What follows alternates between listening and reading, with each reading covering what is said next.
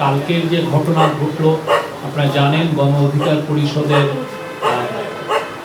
President Nurul হক নূরের উপরে ন্যাক্কারজনক একটা অ্যাটাক হয়।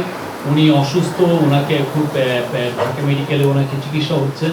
তো এই ঘটনার উপরে একটি জুডিশিয়াল তদন্তের সিদ্ধান্ত হয়েছে। এই তদন্ত ইম্পার্শিয়াল জুডিশিয়াল তদন্তটা করবেন হচ্ছে একজন হাইকোর্টের জাস্টিসের নেতৃত্বে এই তদন্ত হবে। এটার টার্মস অফ রেফারেন্স এবং এটা আরও কোনো মেম্বার থাকবে কিনা এটা পরবর্তীতে আপনাদেরকে জানিয়ে দেওয়া হবে। কালকের ঘটনায় জাতীয় পার্টি কোনো রোল ছিল কিনা সেটা এই তদন্ত কমিটি খতিয়ে দেখবে।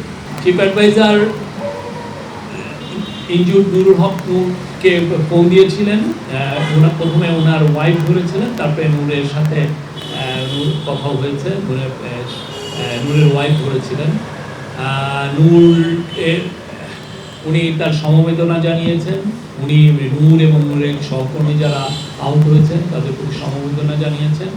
উনি যারা গতকাল আহত হয়েছেন প্রত্যেকের বেস্ট পসিবল চিকিৎসার অ্যাসুরেন্স দিয়েছেন। বলেছেন যে এটার জন্য নূরের জন্য অলরেডি আপনারা দেখেছেন যে একটা মেডিকেল বোর্ড গঠন করা হয়েছে এবং অন্যান্য যারা ইনজুর্ড হয়েছেন সবাইকে যেন বাংলাদেশের সর্বোচ্চ সবচেয়ে ভালো চিকিৎসা পান সেটা ইনশিওর করার উনি বলেছেন।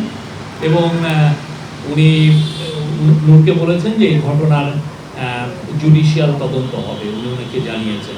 আর যদি প্রয়োজন হয় কারো চিকিৎসার জন্য সেক্ষেত্রে দেখা যাচ্ছে যে বাংলাদেশে থেকে বেটার বাইরে চিকিৎসার প্রয়োজন হবে বলে তাকে বিদেশেও পাঠানো হবে, উনি এটা বলেছেন। নুরুল হক নূর আইন উপদেষ্টার সাথে বছরের পর বছর ওনারা একসাথে রাস্তায় নেমে আন্দোলন করেছেন। তো উনি তো ওনার পার্সোনাল ক্যাপাসিটিতে তো এটা বলতেই পারেন।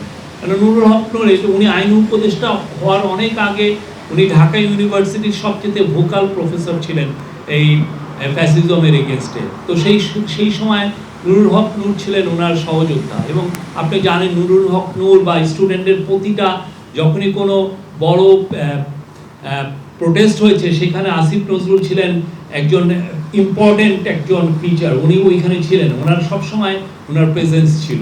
তো এইখানে উনি এই জন্য দেখেন কালকে উনি কিন্তু শুনেই রওনা দিয়েছেন ঢাকা মেডিকেল কলেজে তার চিকিৎসার বিষয়ে খোঁজ খবর নিয়ে, তার স্বাস্থ্য বিষয়ে খোঁজ খবর নিতে।